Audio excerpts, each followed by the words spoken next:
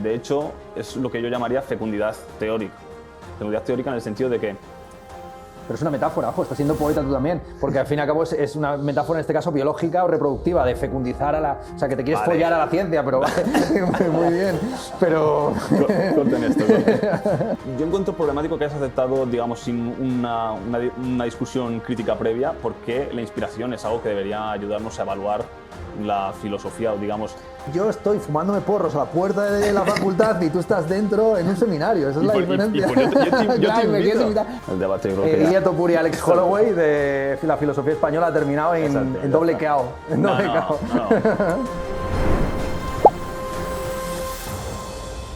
Te doy lo que entiendo yo, un esbozo muy general, que además es el que siempre y seguramente me lo habréis escuchado otras veces. Yo la filosofía la entiendo como una disciplina, entonces una actividad social, ¿no? Con ciertas pautas y reglas que se pueden discutir a su vez, ¿no? Por supuesto. Y en esta disciplina, yo creo que lo que más caracteriza a la filosofía, y no lo hablo como una esencia inmutable, por supuesto, pero yo creo que es algo que podríamos convenir todos, si no ya me lo discutes, es una disciplina que problematiza, intenta teorizar, argumentar y responder a cuestiones en un sentido muy amplio, que abarcan muchísimos temas especializados a la vez y que tienen que ver básicamente en, digamos, tres grandes rangos de investigación, que sería pues eso, ¿no? El saber cómo es el mundo, ¿no? Cómo conocemos, y si es que conocemos, ¿no? Podríamos ponernos más ahí. Y también nuestra acción social, ¿no? Yo diría que es lo que más... Básicamente, de aquí hay muchas derivaciones, podríamos hablar también de estética, ¿no? Pero yo creo que lo básico sería esto. Sí, sí. Sí, estoy de acuerdo. En realidad, la filosofía es una disciplina que, por ser tan general, en algunos momentos se indisciplina bastante. De hecho, es la disciplina suprema, no en el sentido de que tenga que ser más financiada o más prestigiada socialmente, sino que plantea los problemas en su mayor generalidad. En ese sentido es la interdisciplina por excelencia. Desde la antigüedad hasta el presente se ha caracterizado por intentar troquelar y estudiar aquellos campos que no son registro de otras técnicas y ciencias. Es la interconexión entre esas ciencias, esas técnicas, esas artes. Y efectivamente podríamos decir que hay tres grandes bloques. El bloque de cómo es el mundo y cómo lo conocemos, que en el fondo, desde el giro copernicano-kantiano, casi todos los filósofos lo abordan en un solo componente, ¿no? La ontología y la epistemología son dos componentes que no se pueden separar, porque no podemos decir lo que es el mundo sin previamente estipular cuáles son los límites de nuestro conocimiento de esa cosa que estamos definiendo. Está el campo de la praxis y está este otro campo, que es mi predilecto, que es al que yo me dedico y que es mi pasión, que es el campo de la poiesis, que no es exactamente lo mismo que las prácticas sociales, que no está supeditado a valores como la utilidad o el bien o el placer, y que yo creo que tiene también un componente cognitivo. O sea, porque el arte no es mero entretenimiento, tampoco ofrece verdades inamovibles y generalizables y reproducibles como los de la ciencia, pero está ahí a medio camino.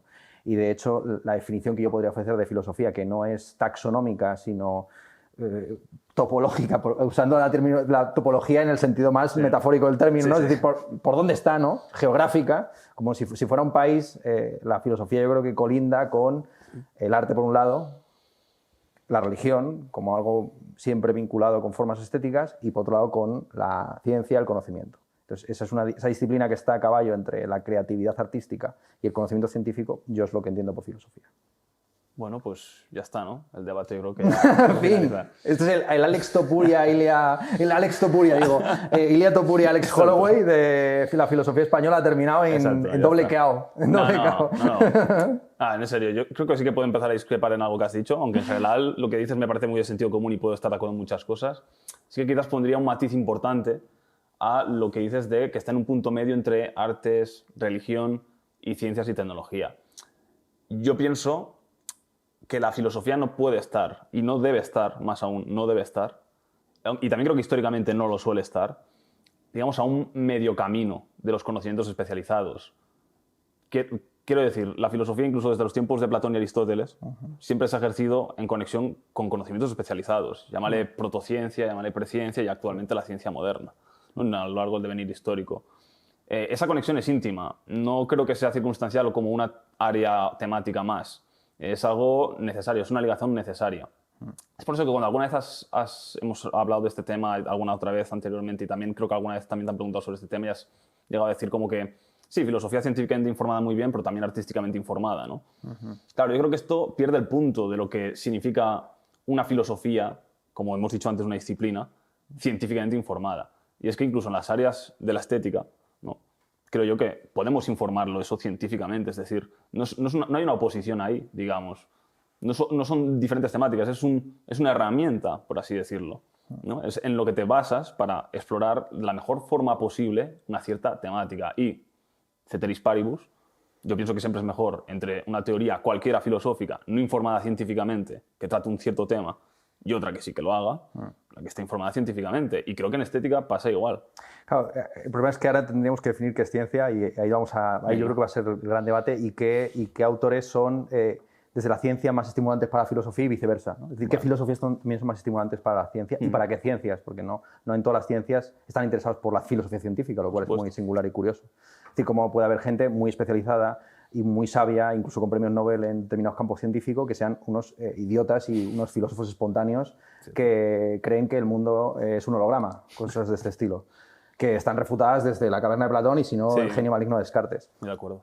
Entonces, obviamente, no basta con la ciencia para hacer filosofía, la filosofía es algo más que ciencia, estamos de acuerdo, es decir, ninguno de los dos es positivista ni naturalista en el sentido de reducción del conocimiento a las ciencias naturales. También está el asunto de si existen diversas ciencias con diversos métodos y cuál es la visión, si ciencias naturales, ciencias humanas, ciencias formales, positivas, exactas o inexactas, blandas, duras, en fin, hay muchos adjetivos que se le ponen a la ciencia. Sobre el tema del origen de la filosofía y su vínculo con los conocimientos especializados, hay mucho debate, obviamente, de si se puede considerar que la filosofía es algo específico de Grecia, la palabra viene de ahí, pero no vamos a ser tan chauvinistas lingüísticos de pensar que si existen fenómenos paralelos en otras zonas del mundo, pues eso no puede ser llamado también filosofía. Y obviamente en China y en India es para mí indiscutible que existen unas filosofías que tienen cierto fundamento científico, si consideramos por ejemplo la lingüística como ciencia, pues Panini, Yaska, Patanjali, los padres de la lingüística en sánscrito, son los que inventan el concepto de cero, que luego se aplica a las matemáticas. Correcto. Y en China es más problemático. Ha habido mucho debate de si en China existe como tal ciencia o técnica, pero bueno, obviamente son técnicas y ciencias con una cosmología y una mitología muy abundante, que es la que obliga a esa crítica sistemática a la filosofía. Entonces, aunque la filosofía pueda estar apoyada en las ciencias y suele estar inspirada por ellas, el combate lo realiza casi siempre con las mitologías y en el campo de las mitologías. Y las filosofías más bien funcionan como mitologías que pueden ayudar o retrasar al desarrollo del conocimiento o a crear un marco social en el que determinadas formas de prácticas sociales y cognitivas se promueven o no. Entonces, en ese sentido ya digo que sí, obviamente, la cuestión es, ¿cualquier sociedad compleja desarrolla la filosofía? Pues bueno, teníamos el caso de las filosofías precolombinas, que algunos equipaban a las filosofías presocráticas, es decir, pues bueno, unas formas de metafísica, de discursos sobre la composición del cosmos, que tiene un componente poético, pero precisamente dada la ausencia de ciencias o de paralelos o protociencias en el campo andino o en el campo mexica, pues no existe como tal filosofía. Entonces, yo estoy de acuerdo en esto, que obviamente sin filosofía, sin ciencia no hay filosofía, y que la filosofía es hija de las ciencias. Esta es una tesis de Gustavo Bueno y que precisamente eso hace que la filosofía no esté muerta en el siglo XXI porque haya quedado envejecida o jubilada por sus discípulas aventajadas. Conforme avanza la ciencia, también avanza la filosofía con ella. Pero insisto que aunque la estética, efectivamente, como disciplina filosófica, deba estar informada, lo que descubre la estética es que el arte también tiene un componente cognitivo, es decir, que el propio arte es filosofía y que igual que existe una filosofía representada, que diría Gustavo Bueno, existe una filosofía ejercitada en las mitologías, en las prácticas sociales y también en las formas artísticas, que tienen una racionalidad interna sin necesidad de esa sistematización y esa información científica. Por ahí iría un poco el asunto. Cuando uno está leyendo una novela o cuando está viendo un cuadro, está conociendo el mundo, está comprendiendo el mundo. Y hay una filosofía ahí, ya digo, no sistemática, más informal, que también es importante tener en cuenta. Y que dentro de la tradición filosófica hay también una crítica de la ciencia que muestra los límites de la misma y que muestra cómo hay formas de conocimiento que no se rigen por los estándares científicos y no deben regirse por los estándares científicos. supuesto. Este es el asunto. Estoy prácticamente de acuerdo con todo lo que has dicho. Pues es que Estoy prácticamente de acuerdo. vamos a formar un partido filosófico. Y sin embargo, y aún así, igual que antes, aunque estoy de acuerdo con la gran mayoría, también pienso que hay algunos matices importantes que hay que hacer. Fíjate, cuando yo he hablado de Aristóteles y Platón, no ha sido una apelación al origen, como diciendo, no, pues es que, claro, desde el principio la filosofía ha estado con las ciencias. Me refería simplemente a que esto no es algo nuevo. Que tampoco esto hablar de filosofía científica, que a veces parece que se ha descubierto aquí el Mediterráneo, ¿no? En absoluto. Es que esto es simplemente como quien habla de medicina o de nutrición científica, que es redundante. Y dices, ¿científico? Pero si es que solo Claro. hay... O en psicología, ¿no? La psicología científica, ¿no? Pues que la única psicología que debería haber sería, en teoría, ¿no? La científica, ¿no? Entonces aquí pasa igual. La única, o no quizás la única, pero quizás la mejor forma de hacer la filosofía sería teniendo en cuenta esa información. Luego pasamos al tema de la estética, que es donde creo que tenemos ahí la diferencia, ¿no?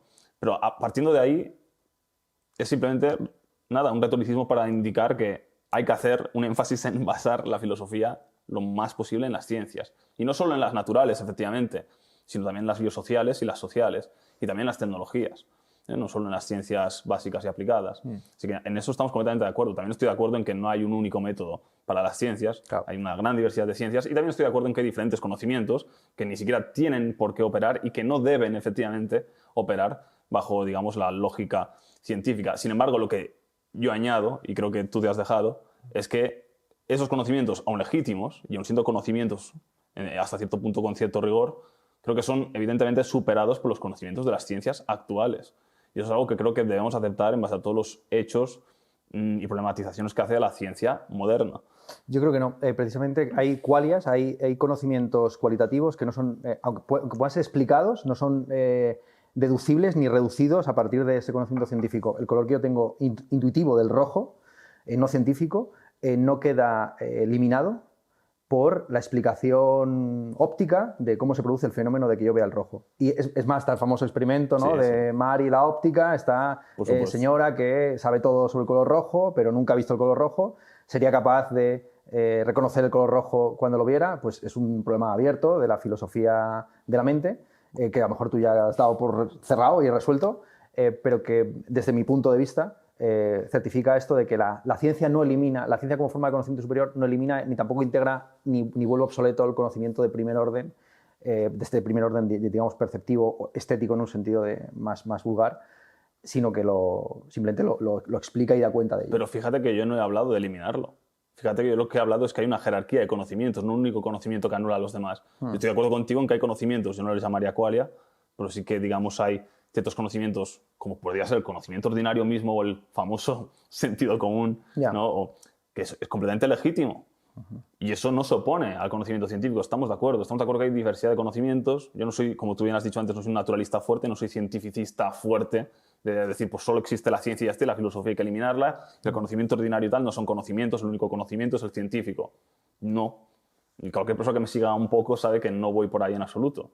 Yo lo que defiendo es que hay una jerarquía de conocimientos y son todos ellos conocimientos, pero hay conocimientos más aproximados a la realidad y conocimientos menos aproximados a la realidad. O dicho mejor, hay campos de estudio que consiguen sacar conocimientos más aproximados de la realidad y otros que lo hacen menos, por así decirlo, ¿no? Sistemas o campos. Entonces, yo lo que digo es que la ciencia actualmente es un motor epistémico que, aunque no sea el único, por supuesto, es de los mejores que disponemos. Y entonces sería, me parece a mí, completamente infecundo intentar seguir alzando filosofía sin ese motor.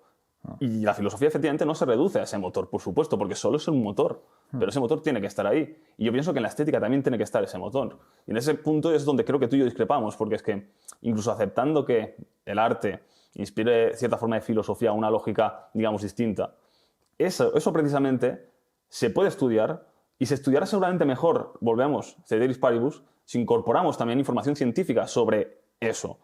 Aquí también hay que hacer una distinción que considero que es clave y que en estos temas casi siempre, no digo que lo hayas hecho tú, pero es para aclararlo y para que lo tengamos bien definido.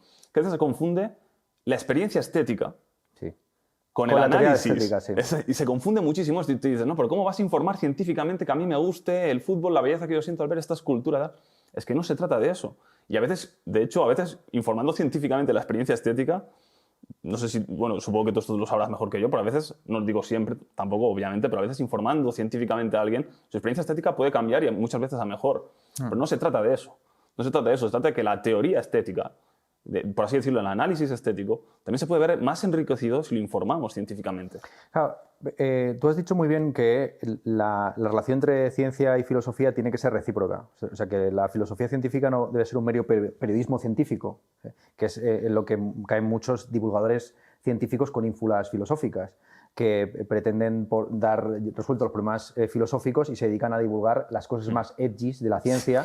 Pues, y así muchos de sus seguidores no saben por qué el agua hierve a 100 grados, pero sí que saben pues, los teoremas de Gödel, las cosas de Cantor, la Turing, este tipo de fricadas, ¿no? Entonces, efectivamente, la filosofía informada científicamente como mero periodismo de las cosas rompedoras y raras y novedosas de la ciencia es la filosofía más obsoleta, porque las novedades de hoy mañana serán trivialidades, ¿no? Entonces, obviamente, la filosofía tiene que devolver a la ciencia, pues no se tiene que estar informada por la ciencia, sino que debe dar algo de vuelta. Y resulta muy curioso y singular que los filósofos que siguen siendo inspiradores o motivadores para los científicos sean, muchos de ellos, filósofos informados por ciencias obsoletas, y sin embargo los científicos positivistas del siglo XIX en adelante que quisieron estar a la última en ciencia son los que más están fijados en su época y son ilegibles.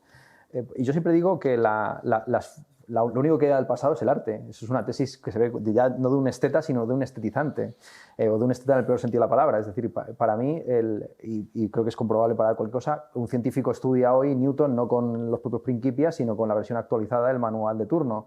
Nadie matemático lee los elementos de Euclides, salvo a título de recreación estética. Sin embargo, Homero, para quien sepa el griego original, o Cervantes, para el castellano contemporáneo, siguen valiendo, tienen el mismo valor estético o ha ido cambiando y enriqueciéndose con el tiempo, y son documentos históricos que trascienden el interés estético, ¿no? que nos dicen algo a nuestra vida propia. Resulta muy complicado de expresar en un tono polémico, sistemático o didáctico esto que estoy intentando decir, porque claro, al fin y al cabo es casi como una especie de posición wittgensteiniana de aquí empieza lo místico, ¿no? Hasta aquí lo que se sabe y a partir de aquí lo que no se sabe, pero es lo más importante. Pero realmente estoy diciendo esto. O sea, es decir, que por eso digo, me parece muy bien todo lo que estamos diciendo, siempre y cuando lo haga una vez al año y ya está. Aquí, con los amigos de Engrana, ya está. Una vez al año no hace daño, ¿no? Claro, pero no, el tema de informado científicamente, vale, vamos al asunto. Porque hay múltiples ciencias. Por supuesto. Y dentro de cada ciencia hay campos, hay programas de estudio antagónicos. En el campo de la psicología mismamente, ¿no? Están a peleas varias disciplinas, varias metadisciplinas o varios proyectos de investigación, varias metodologías. Y claro, ahí decir científicamente informado al final es una trivialidad porque cualquiera puede agarrarse a una protociencia o pseudociencia o formalización que da el pego de ciencia, ¿no? Claro, por supuesto, por ahí, claro, creo que tú sabes ver que ahí no se está entonces aplicando bien la idea de filosofía científica si estamos tomando protociencia o semiciencia o incluso pseudociencia o incluso cosas no científicas para informar algo supuestamente científicamente. Entonces, ahí es un error. Eso no es una objeción a la propia idea de filosofía científica, porque esto sería una mala aplicación simplemente. Se podría entender lo que dices si hablamos de una época en la que no hay ciencia moderna. Entonces, sí que ahí no sería un error, porque es que no hay y sería obviamente un ejercicio de presentismo absurdo criticar que Aristóteles no supiera física cuántica o relatividad general. No, sí, lo que estoy diciendo es que resulta singular que Aristóteles, no sabiendo todo eso, resulte más inspirador para nosotros filósofos y para muchos científicos que la mayor parte de los filósofos científicos del presente, a los que tan solo hacen caso en disciplinas de estatus científico polémico que requieren de la filosofía de la ciencia como una herramienta política departamental para expulsar de la academia a los psicoanalistas o a los humanistas ¿me explico? Sí, pero aquí hay varias cosas que yo creo que... Porque los matemáticos no requieren de filosofía científica. Los matemáticos ya saben que son científicos, claro, físicos. Pero aquí abres una cuestión más, añadida varias que quería comentar. Sí, perdón. No pasa nada. Esto no está guionizado y es lo que tiene, ¿no? Que quizás hubiera estado bien tener un blog aquí pero bueno, da igual. A ver si me acuerdo. Una cosa que quería decir primeramente has hablado de periodismo, de la filosofía científica como un periodismo científico, pero la filosofía científica no se dedica a hacer narrativa de lo que hacen las ciencias y ya está. No es simplemente una descripción de lo que hacen las ciencias. Es abordar, por ejemplo, qué es el tiempo, o qué es el universo, o qué es el bien, ¿no? Qué es un valor. Todo esto se puede abordar en base a información científica. No solo, pero en base y sobre todo a esa información científica. Eso es lo que se dice. Entonces no es a mí me gustaría que fuera así. Y yo por lo que he escuchado de tus conferencias en Engrana, pues he visto que vas por esa línea, pero por desgracia la mayor parte de los filósofos analíticos y posanalíticos, que son los principales en usar esta categoría, en España, por ejemplo, una figura tipo Jesús Mosterín, con el perdón que me dé el que está muerto y no creía en Dios, pues no me tiene que perdonar nada, pues era casi todo periodismo científico. Literalmente era, os traigo la buena nueva de que se ha descubierto esto y lo otro y preparaos que todo se va a reducir a conocimiento científico. Pero no todos los autores han hecho ni hacen actualmente esto. Porque ¿cuál sería tu canon, es decir, de filósofos científicos en el presente? Para que nos hagamos un poco la idea, porque claro... Sí, de acuerdo, poner un ejemplo. Vale, pues yo qué sé, por ejemplo, lo que hace Dútil Novaes, a mí me parece, no sé si la conoces, sí. Pues Sajona, a mí me parece que es un ejemplo de filosofía, bajo el rótulo de filosofía sintética, pero la idea es la misma, como de hecho como argumentamos en un artículo que vamos a sacar pronto yo y mi colega Isaac Carcacía, matemático y filósofo. Creo que le conociste una vez, pero tú no te debes acordar. Sí, en Ourense. Mira, pues efectivamente, con él pues tenemos un artículo que va a salir este diciembre en Logos y ahí defendemos que de hecho los filósofos científicos actuales y los filósofos sintéticos actualmente, sé que en su origen tienen ideas distintas de lo que es cada cosa, filosofía sintética, ¿no? Abarcar una teoría global de las cosas y filosofía científica, una filosofía informada científicamente. Pero es que en la actualidad los filósofos científicos defienden también hacer grandes teorizaciones de cosmovisión, situados en la ciencia, y los sintéticos defienden hacer esa gran cosmovisión basados en la ciencia. Así que al final se acaban haciendo no solo coextensivos, pero es que son equivalentes, son el mismo nombre a dos cosas, y es una de las cosas que defendemos en este artículo. Y yo creo que ella es un ejemplo de lo que sería filosofía científica barra sintética. Otro ejemplo sería, obviamente, pues mi maestro y mentor, Gustavo Esteban Romero, con el que puedo discrepar en muchas tesis concretas, pero creo que sus formas de proceder, y eso es lo que debemos fijarnos en las formas de proceder, son lo que sería, cómo debería realizarse la filosofía científica. Lo cual no significa que no se puedan equivocar muchas veces, por supuesto, porque todos nos equivocamos, igual que los científicos, los tecnólogos y los filósofos. Pero hay que hacer eso. Otra cuestión que quería abordar es cuando has dicho que claro, la inspiración. Claro, yo encuentro problemático que hayas aceptado, digamos, sin una discusión crítica previa, porque la inspiración es algo que debería ayudarnos a evaluar la filosofía, o digamos, no la calidad filosófica quizás, pero ¿por qué debería tener un peso? Es decir, en primer lugar, y entroncando con lo que hemos dicho antes, los matemáticos, y de hecho la inmensa mayoría de científicos, no necesitan filosofía porque se puede argumentar que los métodos, los procedimientos, las ideas y valores ya asumen unos componentes filosóficos que incluso si ellos no se dan cuenta están y llevan estando ahí desde hace siglos, aunque no se den cuenta, aunque sea de forma implícita y no explícita, ¿no? Y luego ellos mismos incluso pueden ser negacionistas de la filosofía sin darse cuenta de que ellos están ejerciendo en parcialmente filosofía. Y también qué filosofía, volvemos a lo mismo, qué ciencia, pero también qué filosofía. Pero eso no es un problema, que hay sanas competiciones, y a veces no tan sanas, pero en distintos programas de investigación científica y filosófico, y también que hay influencias de las diferentes disciplinas que hay, de filosofía o de ciencia. A veces pudiendo haber contradicciones locales y a veces también sinergias locales, Esto tampoco nos supone un problema, simplemente es tener una imagen más plural de las cosas que... pero no debemos confundir cuestiones, es decir, defender filosofía científica no significa una filosofía al servicio de la ciencia monolítica, lineal... No se trata de eso. Lo que estaremos de acuerdo es que no existe una única ciencia, que las diversas ciencias tienen diversos métodos, y lo que hemos dicho, que hay diversos programas de investigación, y yo lo que quisiera saber es si la palabra inspiración te parece demasiado poética, ¿cuál debe ser la retroalimentación de la filosofía respecto a la ciencia? Muy buena pregunta. De hecho, es lo que yo llamaría fecundidad teórica. Fecundidad teórica en el sentido de que... Pero es una metáfora, ojo, estás siendo poeta tú también, porque al fin y al cabo es una metáfora en este caso biológica o reproductiva, de fecundizar a la... O sea, que te quieres follar a la ciencia, pero muy bien, pero... Corten esto, corten. Sí, a ver, pero nadie está jurando aquí del rol de la metáfora en la ciencia, en la filosofía y en hacer los nombres, que sí. Por supuesto. Así que sí, aquí también estoy volviéndome poeta local, ¿no? En cuanto al uso de términos, pero no en cuanto a su concepto, que sería lo importante. Entonces... Yo hablo de fecundidad teórica para hablar no de la reproducción de nadie, sino para denotar cuando un sistema teórico cualquiera puede tener unas consecuencias lógicas en otros sistemas y son productivas en esos sistemas. Y eso es algo, digamos, que incluso aunque ahora pueda sonar un poco... Me voy a ir al otro extremo y voy a parecer a un positivista de la leche, en el fondo no, pero yo creo que ahí las herramientas formales nos ayudan bastante a axiomatizar una teoría, ver sus consecuencias lógicas y deductivas y ver exactamente qué teoremas, qué corollarios y qué consecuencias permiten en otra disciplina ver cuando hay un avance. Eso es donde debemos mirar, y no la inspiración heurística, que puede ejercer un pensador o sistema, porque eso es algo, hasta cierto punto, y también está ahí la magia de eso, supongo que estaremos de acuerdo, que es algo muy arbitrario. Sí. En el sentido que yo leyendo el Mein Kampf, eso me puede inspirar a mí una tesis social democrática bellísima. Y es simplemente por inspiración de decir, uff, qué horrible esto que ha dicho Hitler, pero a mí ya me ha inspirado esta horrible idea, una idea que además es completamente contraria a ello. Y esto puede pasar con cualquier documento, cualquier obra, con cualquier cosa. Luego, no me parece que sea un buen criterio para evaluar o para sopesar la calidad de nada. Lo que sí considero que lo es la fecundidad teórica, por ejemplo. Y es que no estoy obsesionado perteneciendo a la universidad, que igual que tú, yo aborrezco de todos los procedimientos cuantitativos de reducir a número la calidad y de intentar buscar exactamente cuál es la que se la va a llevar, ¿no? Como unos métodos, de aplicar métodos estadísticos de citas, indexaciones, etcétera.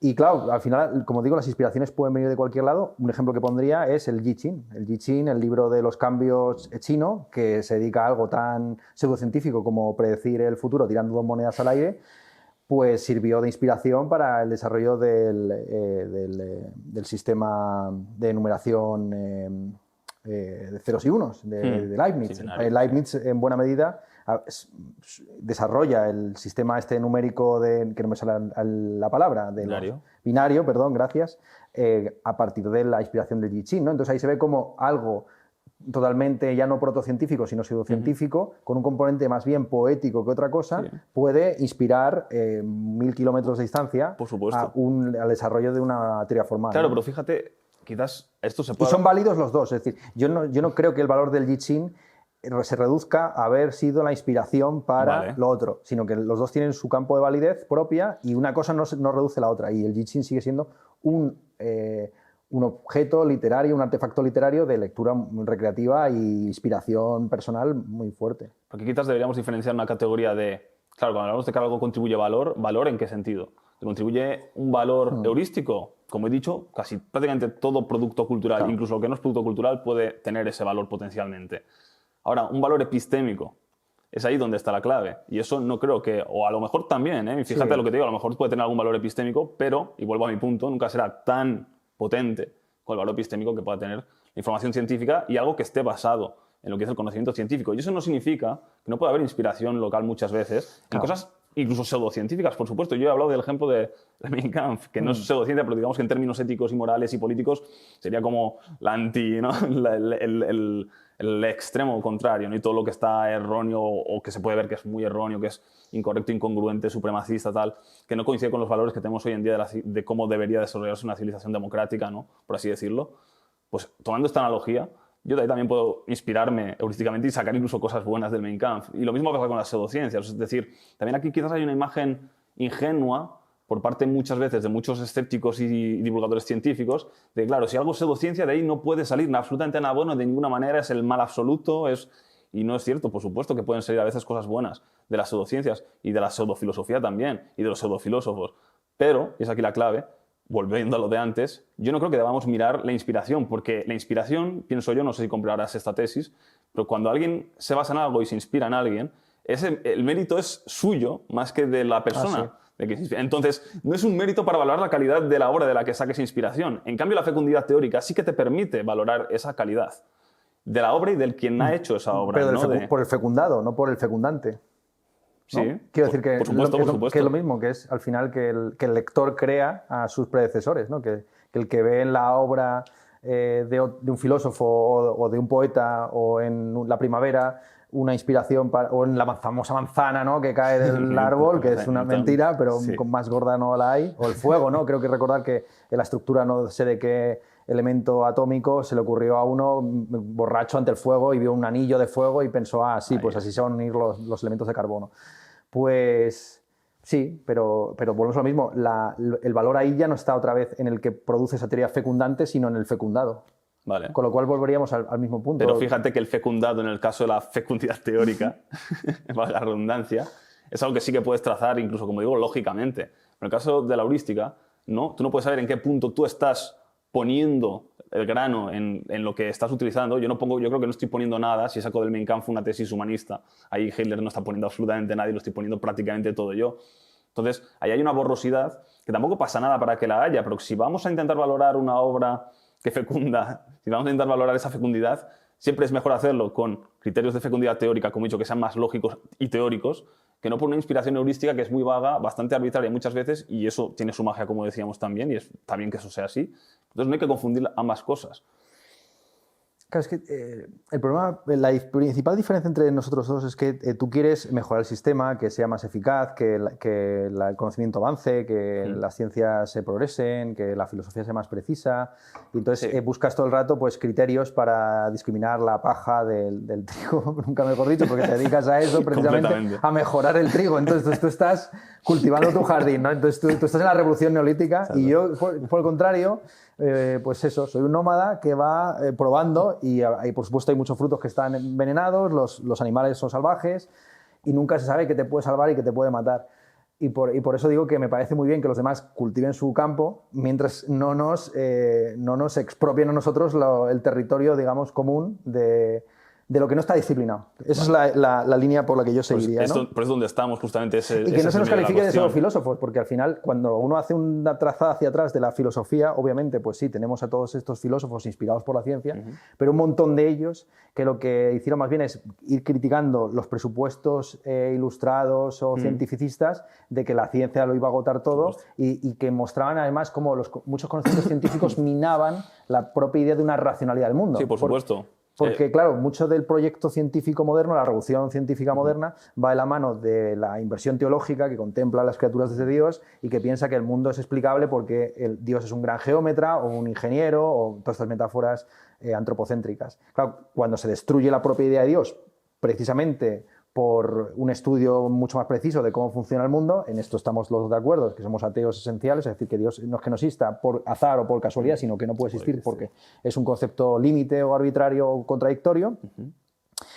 Muchos de esos prejuicios de que podemos establecer criterios, pautas muy claros, casi providenciales, por dónde avanzar el conocimiento, para mí se van disolviendo. Entonces, yo en ese sentido sí que soy posmoderno, de que no creo en un Dios que contribuya al desarrollo de la ciencia. Pero ¿por qué darle todas esas características providenciales y divinas a algo que es completamente humano y nadie está diciendo que sea algo divino? Nadie está diciendo que la filosofía científica sea algo divino, que es algo perfecto, que es algo total, o que por sus cauces todo ya esté hecho o se pueda hacer. Lo que decimos es que de las herramientas que tenemos, pues es de las mejores que tenemos. Y eso está abierto a discusión. Podemos discutir si el criterio de fecundidad teórica es tan bueno como pensamos o no. O podemos discutir por qué la claridad conceptual y semántica es buena o no, y en qué puntos lo puede ser y en qué contextos lo es o no lo es, ¿no?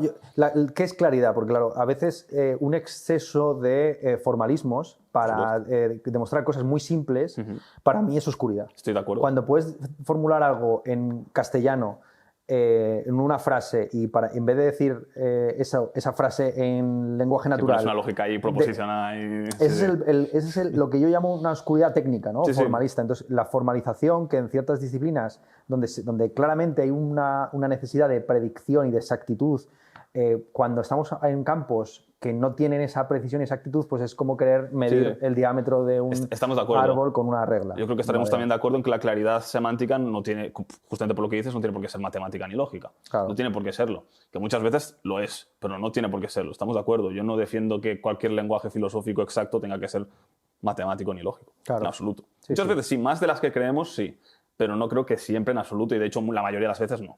La mayoría de las veces no hace falta. Por eso en mis artículos y en mi libro y en todo ahí se encuentran raramente formalismos. Algunas hay de vez en cuando en el libro, ¿no? El libro es introductorio y no hay nada, ni pizca, ni rastro prácticamente de matemáticas. Bueno, sí, para hablar del número imaginario, ¿no? De la raíz cuadrada de -1 y criticar hay un poco a Lacan, pero salvo por eso no incluyo formalismo porque estoy de acuerdo, porque no agota la claridad. Todo lo que es la claridad semántica de un lenguaje no se agota en lo matemático y lo lógico, y además, como tú bien dices, a veces puede ser útil pero innecesario, y a veces incluso, como tú decías, puede ser contraproducente, sobre todo incluso en las disciplinas científicas mismamente, en estadios muy iniciales, pues por supuesto ahí, si empiezas a formalizar cosas, puede ser muy contraproducente porque tienes ahí un batiburrillo de herramientas lógicas. Estás formalizando el prejuicio al final. Efectivamente, cosas que a lo mejor son errores o... Entonces, falta un estadio de madurez, por así decirlo, para poder utilizar estas herramientas. En eso estamos de acuerdo. En eso estamos de acuerdo, pero aquí el punto está en que, volviendo a lo de antes, al punto yo creo que es central y es el matiz, que no es tan matiz donde tú y yo diferimos, y es que, claro, desde tu óptica, pues ya está, dejadme en paz, yo me dedico a la estética y ya está.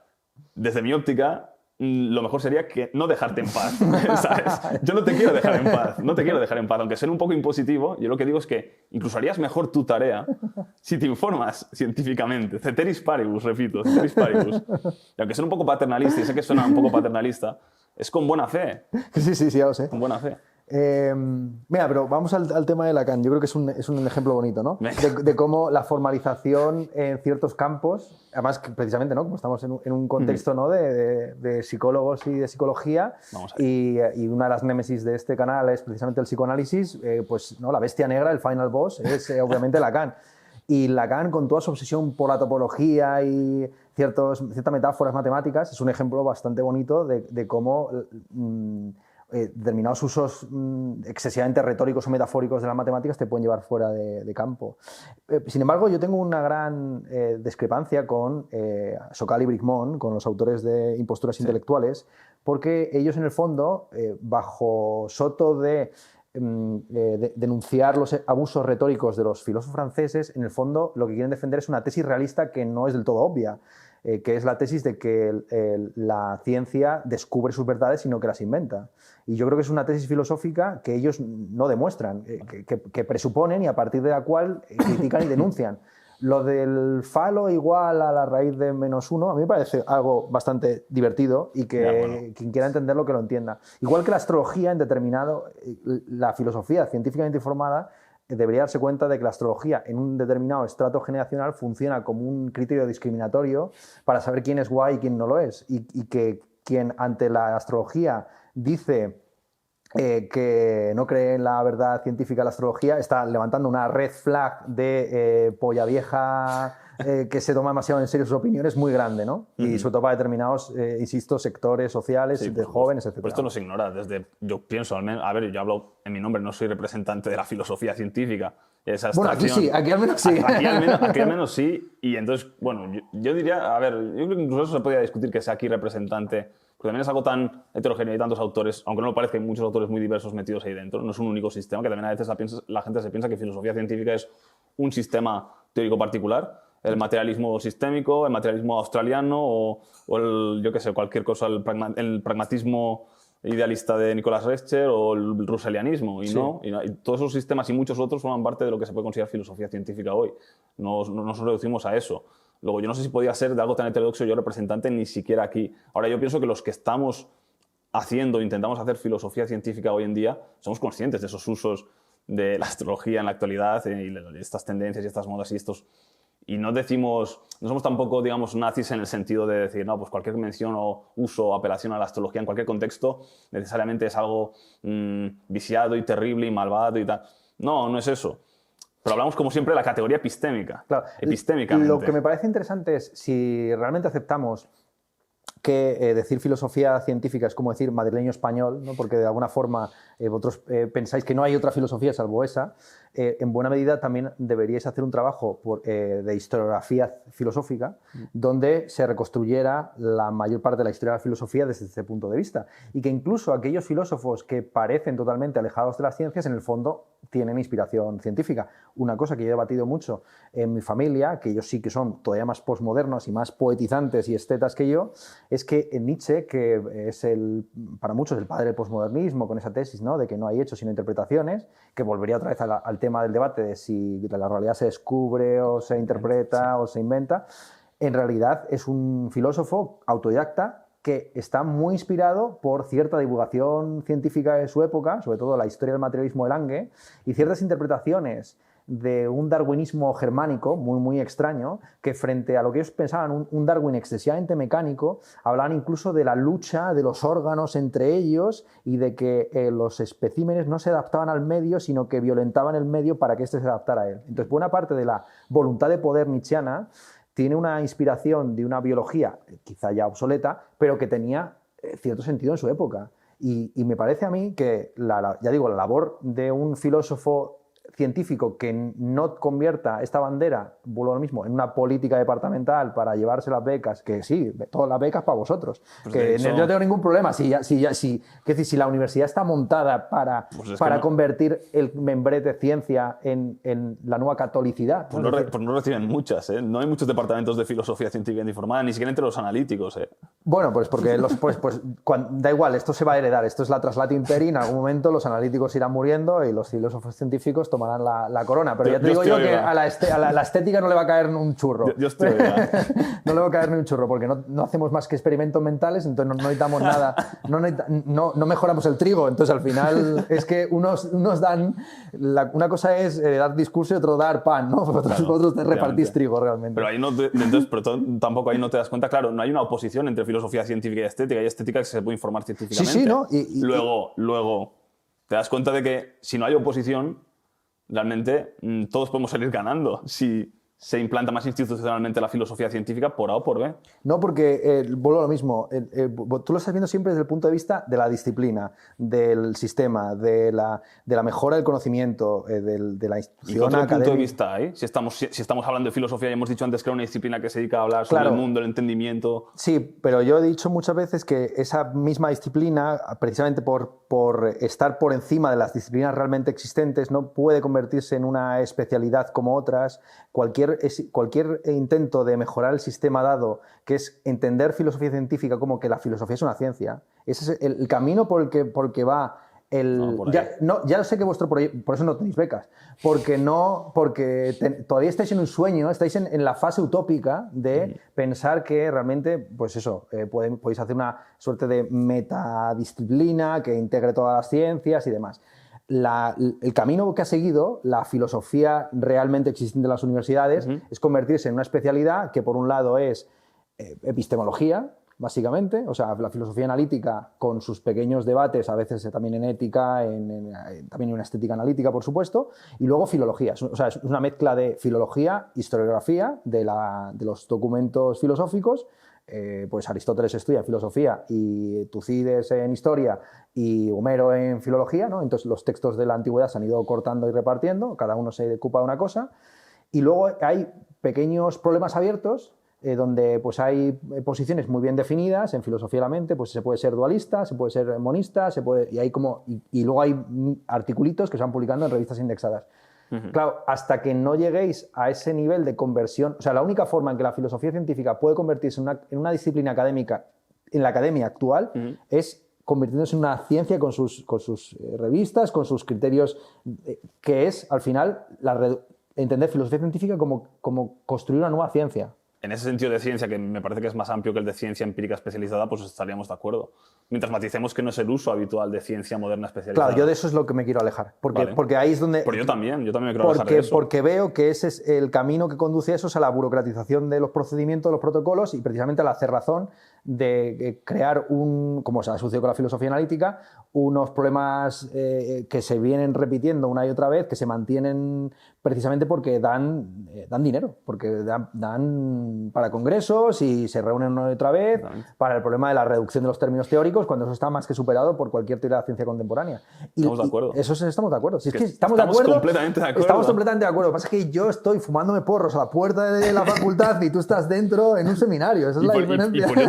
Yo te invito dentro. Me parece, yo te estoy diciendo que ok, que todo para ti, ¿sabes? O sea, no, pues te estoy dejando todo el terreno. Es que no lo quiero todo para mí. Yo quiero invitarte a que tú participes. Y eso es lo que me parece bonito también, porque no es un tema de imponer, es un tema de invitar a colaborar y trabajar juntos en esto, no de decir, no, pues los estéticos pues que hagan lo suyo y los demás lo otro. No, pues uníos y lo pasaréis bien también. Se trata de eso, ¿no? Entonces yo creo que realmente son 2 o 3 matices lo que tenemos, sí, pero que están ahí. Si quieres vamos a hablar de psicología, porque hemos bordeado el tema de Lacan. Yo creo que quiero que opines un poco sobre el tema del debate del realismo, que yo creo que es el que está de fondo en imposturas intelectuales. ¿Qué opinas? Porque sí, Lacan es muy risible, pero el tema de si Ramsés segundo o tercero, no recuerdo la cual de ellos, segundo murió de tuberculosis o no, porque el bacilo de Koch se descubre en el siglo XIX, pues yo creo que es un tema más interesante. Por supuesto. Yo estoy de acuerdo contigo en que la tesis positiva, yo creo que se pueden ver 2 tesis digamos, en cierto modo complementarias en posturas intelectuales. Una negativa, ¿no? Más destructiva, de crítica, y otra más constructiva. Y no están completamente separadas, están relacionadas, por supuesto. Yo lo que pienso es que mientras que la parte negativa, yo creo que Sokal y Brinkman la defienden bastante bien, la verdad. Sí que es verdad que la parte positiva, justamente quizás por no estar tan en el medio filosófico, pues se queda coja. Eso no significa que no pueda pensar que también tienen una buena parte de razón, no total, por supuesto. Yo no soy un realista ingenuo, ni mucho menos, ni directo, ni nada similar. Creo que tienen más razón que no razón, pero no por las razones que ellos ponen ahí, que son efectivamente incompletas y bastante ingenuas. Ahora, yo creo que lo que es interesante de los ejemplos que ponen ahí de filósofos y ciertas ideas y supuestos sistemas para criticar es justamente la crítica que se hace ahí, la parte negativa, que además creo que es la gran mayoría del libro. Sí. Y eso me parece que es lo que es de valor de esa obra, aunque también tenga estos errores que hemos dicho. Y ahí pues estoy completamente de acuerdo en que, en primer lugar, lo que Lacan utiliza como topología ni siquiera está. Es decir, tiene cosas que ni siquiera están sintácticamente bien escritas. Es decir, que es como un niño que coge, ve un símbolo de una integral y una derivada y tal, y hace unos símbolos, ¿no? Los junta todos en una sentencia y dice, ya está, pues esto es matemática súper avanzadísima aplicada al tema que quieras, ¿no? Pero claro, eso ni siquiera está bien, o sea, ni siquiera es topología realmente. Claro, es un uso, como tú decías antes, más metafórico. Pero claro, ¿metafórico para qué? ¿Acaso, como tú bien decías antes, no se podía metaforizar eso sin necesidad de esas herramientas? Claro, cuando se utilizan esas herramientas, aunque sea que es poco caritativo, pero se reitera esto y se hace sistemáticamente, es inevitable pensar que te están intentando vender una moto. Sí. Te están intentando decir, mira tú, que incluso estas cosas que te estoy diciendo que suenan tan raras y esotéricas se pueden llegar a matematizar, pero oye, si me lo criticas te diré que no, que es que era una metáfora, era un juego, no sé qué. Pero de mientras lo va haciendo. Un poco también lo que hacía hasta cierto punto en su segunda etapa, si se puede dividir así, Feyerabend también, ¿no? Que él siempre indicaba que no, que esto era un juego para criticar a los racionalistas, ¿no? Este dadaísmo, ¿no? De negar el método, tal. Que él tiene una tesis, efectivamente una tesis bastante concreta, que es que no hay métodos en la ciencia o que el criterio es que todo vale, por así decirlo.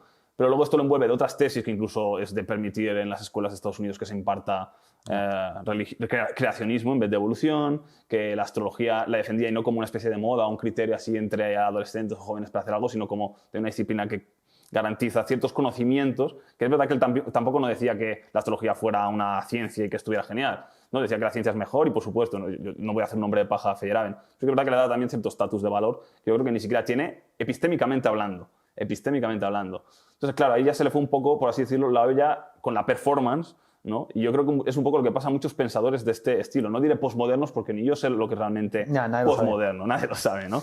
Pero muchos pensadores también pondría yo comillas, que están circunscritos a esto, ¿vale?